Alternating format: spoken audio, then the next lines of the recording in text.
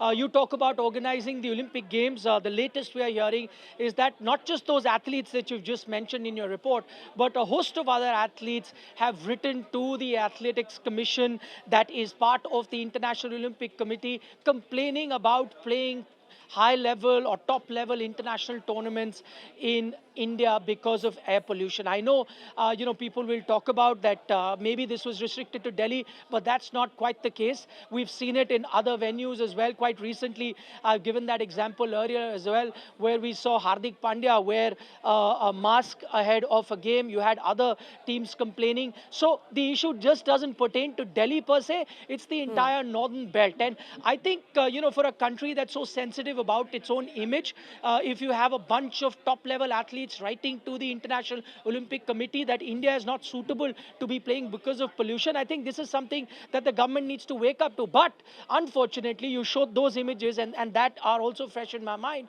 Way back in 2017, you had a scenario where the Sri Lankan players were vomiting, complaining of their eyes itching, and you Yeah. had to cancel a game in the national capital. I would have assumed that 9 years would have been enough time to try and fix that situation. But unfortunately, nothing really has happened on that front. I take you, China was on a similar level. Remember, China is a sporting powerhouse, not only in terms of the medals that they win, but also in terms of hosting top level international events. As I said, this is going to hurt India on two counts. One, not getting top level events, and two, not being able to produce top level athletes. How do you expect a kid to be playing who's staying in north of India to be playing a sport? Because you need to get what, 10,000 hours minimum for a kid to go on to become a professional sports person.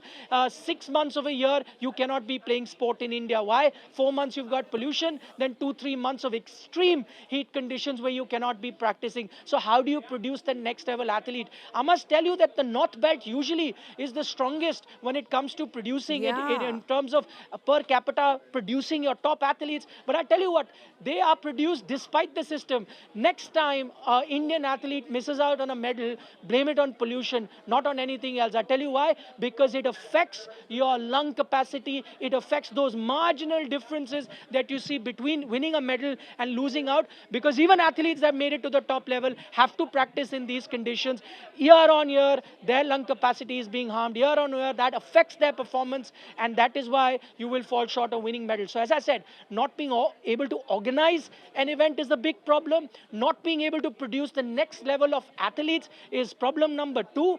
And thirdly, even the athletes that you've produced participating at the top level will not be able to give their best and will always start at a disadvantage compared to everyone else. This is a national emergency that needs to be addressed.